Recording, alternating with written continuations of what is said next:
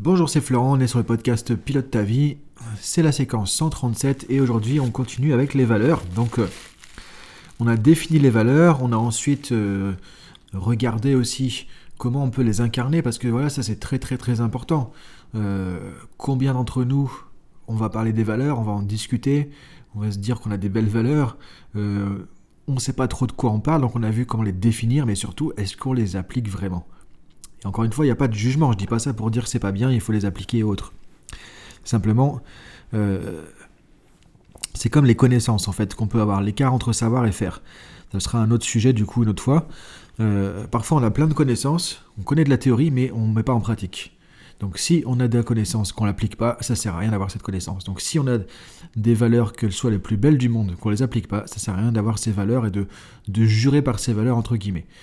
Donc voilà, ça c'était un peu le sujet d'hier. Maintenant, autre sujet qui part des valeurs cette fois, qui est important parce que souvent, je le vois en coaching, c'est quelque chose qui est pas évident, c'est ce qu'on appelle les conflits internes ou les conflits intérieurs. C'est quand, en fait, en PNL, on parle de parties. En fait, on a tous un peu comme des sous-personnalités ou comme des parties de nous, comme on dit en PNL, qui vont être là pour nous driver dans une direction, qui vont être là pour nous amener dans une dynamique, qui vont être là pour nous amener à faire quelque chose, qui vont générer des comportements en fonction de certaines fonctions. C'est comme, en fait, une partie, c'est comme une sous-personnalité de nous qui va chercher à faire quelque chose et pour ça, elle va générer des comportements.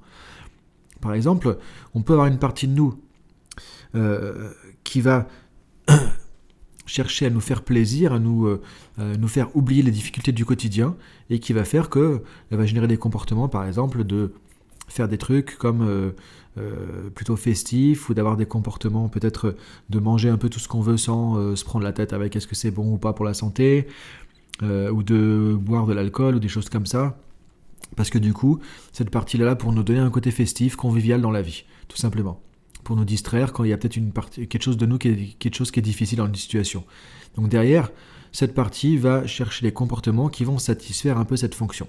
On va dire qu'en fait, une partie va toujours satisfaire une intention positive, et ça va être basé sur des valeurs en fait. Donc en fait, on pourrait dire que à l'intérieur de nous, on a aussi différentes parties ou sous-personnalités qui vont être régies par certaines valeurs. Et encore une fois, il n'y a pas de problème à ça. Là où il peut y avoir des problèmes parfois, c'est quand on se retrouve dans une situation donnée où il y a des parties qui ont des valeurs différentes qui se retrouvent en opposition. Par exemple, imaginons qu'on a une partie de nous, alors ça tu vas le retrouver dans la fiche PDF, donc je t'invite vraiment à aller sur dailypilotetavie.com, c'est gratuit encore une fois, tu peux t'inscrire, tu mets juste ton mail, il n'y a pas de mot de passe, il n'y a pas de truc compliqué, juste avec le mail, tu vas sur la zone membre, pilote sur dailypilotetavie.com et tu auras la fiche PDF qui reprend ça parce qu'il y a pas mal de trucs techniques et qui reprend aussi tout ce qu'on a vu hier, où il y a pas mal de choses techniques. Donc imaginons que il y a une partie de toi, par exemple, qui répond à une valeur de besoin de liberté. Et une partie de toi qui répond à une valeur de besoin de sécurité. Et qu'aujourd'hui, tu es salarié. Moi, je dis ça parce que je le vois souvent, les personnes que j'accompagne qui sont coachs ou qui deviennent coachs ou qui vont se former au coaching. Ou qui veulent se lancer en coaching, justement. Et donc, on a une partie, et toi, tu vas être en action. Tu vas mettre en place des choses, mais finalement, tu vas te rendre compte que tu procrastines, tu n'avances pas complètement parce que tu te sens un peu tiraillé, tu ne te sens pas forcément aligné ou en cohérence, et du coup, ça va créer de la procrastination. Et si on regarde derrière, qu'est-ce qui se passe ? En fait, on voit qu'il y a une partie, par exemple, liberté, besoin de liberté, besoin de faire un truc qui... il n'y a pas de contrainte, ce qui nous plaît. Ça, c'est ce qui va générer l'envie, le comportement de se mettre à ton compte. Et de l'autre côté, tu vas aussi avoir, par exemple, une partie sécurité, qui elle va être là pour agir en fonction des besoins de sécurité. Et donc, qui va t'amener à vouloir chercher absolument un salaire régulier, salaire tous les mois. Donc du coup, qui te fait rester dans le côté je suis salarié. Et ça, c'est un truc qu'on voit tellement. Alors c'est juste un exemple, il y a plein de choses comme ça qui peuvent s'illustrer, c'est juste un exemple, mais c'est un truc qu'on voit tellement, par exemple, pour les gens qui veulent se lancer. Et donc là, qu'est-ce qui se passe ? Par exemple, tu commences à travailler sur ton plan d'action indépendant pour te lancer, et tu te rends compte que, ok, mais si ça marche pas, si j'ai pas de clients, si j'arrive pas à avoir d'argent, comment je paye mes factures, comment je paye mon loyer, si j'ai pas de clients pendant 3 mois, etc., etc. Et là, tu commences à psychoter un petit peu, et tu te sens pas bien, et t'arrêtes de travailler. Puis finalement, tu te dis, au moins, c'est vrai que là, en ce moment, j'ai mon salaire, je suis pas embêté avec ça. Puis après, tu passes à autre chose, et puis ça te travaille quand même, la partie liberté revient, elle te retravaille un petit peu en disant, t'as envie de te mettre à ton compte, donc parce que c'est un truc qui va te plaire, tu auras plus de liberté. Et donc tu vas repenser à ça, tu vas mettre en place des actions, puis finalement tu vas pas avancer parce que tu es encore tiraillé avec le fait, bah ouais, mais si ça marche pas, et t'as ce truc-là qui t'angoisse derrière. C'est exactement un exemple de manifestation d'un conflit interne. C'est-à-dire que tu as un conflit, tu es tiraillé entre le besoin de liberté d'un côté, qui te dit mets-toi à ton compte, et de l'autre côté, qui a besoin de sécurité, une partie plus qui est là pour gérer ta sécurité, qui te dit garde un salaire régulier, te mets pas à ton compte surtout, sinon ça va être compliqué. Et ça, c'est très très énergivore. Ça bouffe de l'énergie, c'est hyper puissant, et très souvent c'est super super super limitant. Et vraiment pour ce genre de choses, alors là tu vois avec le podcast, déjà si ça t'amène des prises de conscience, tant mieux, mais souvent c'est vrai que c'est essentiel d'avoir un coach ou un thérapeute pour gérer ça parce que c'est pas évident quoi. Mais ce que tu peux faire déjà, c'est te poser les questions, chercher à comprendre quelles sont les bonnes intentions de ces parties qui semblent opposées, parce qu'en fait elles veulent toutes ton bien. Ces parties, la partie liberté, elle veut ton bien, elle a envie que tu sois épanoui dans ta vie, que tu te sentes libre, que tu fasses un truc qui te plaît. La partie sécurité, elle veut ton bien aussi. Elle veut que tu sois pas embêté au niveau de tes besoins financiers par exemple, donc elle n'est pas là pour t'emmerder, elle n'est pas là pour t'embêter.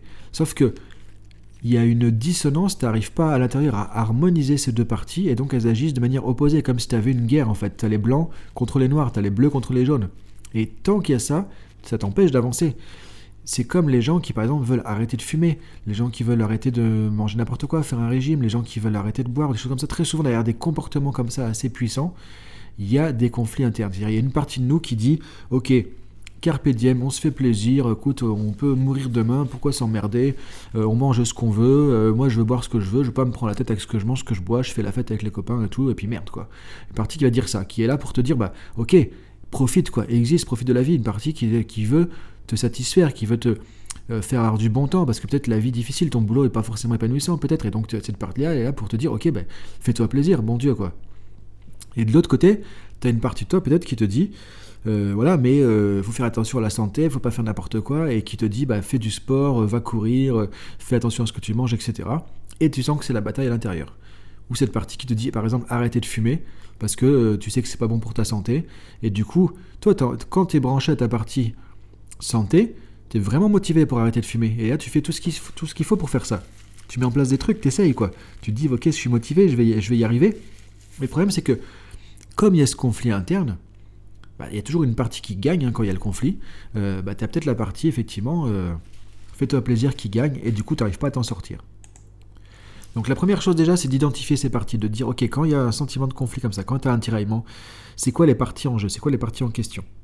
Ça peut être par exemple aussi, tu vois, quelqu'un qui travaille beaucoup, partie perfectionniste, quand il est au boulot, il est rigoureux, il est cartésien, fait attention à ce qu'il fait, il veut faire les choses bien, donc le côté un peu perfectionniste, alors qui est parfois des fois peut être stressant parce que ça met la pression, mais en gros ça fonctionne.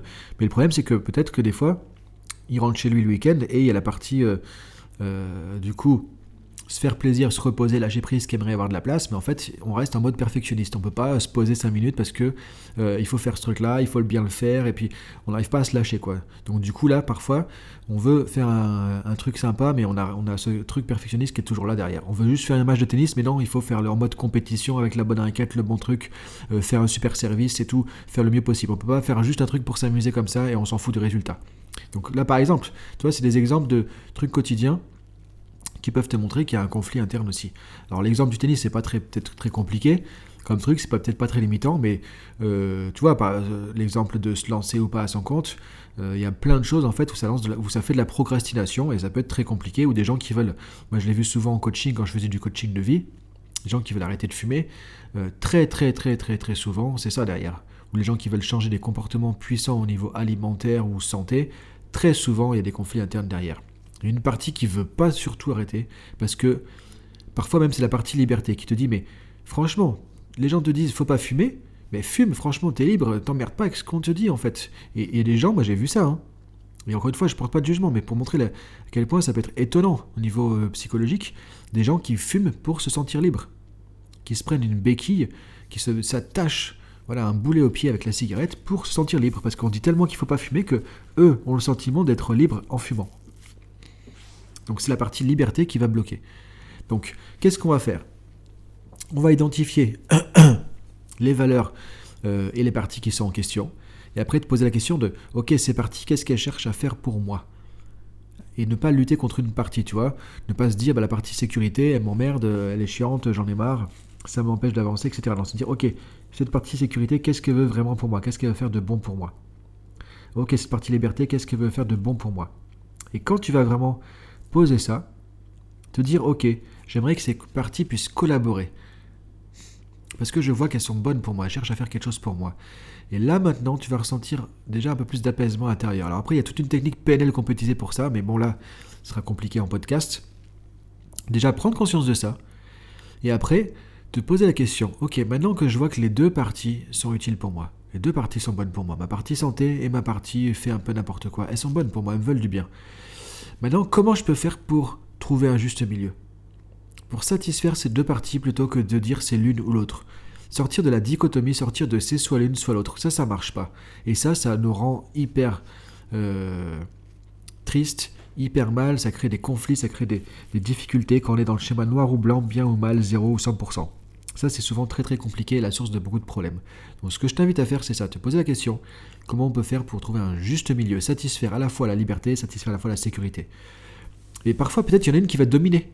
Mais c'est ok parce que tu vas pas laisser l'autre se faire bouffer à 100%. C'est-à-dire que souvent, le conflit, c'est qu'il y en a une ou l'autre. Là, ça peut être par exemple comment être libre avec un minimum de sécurité.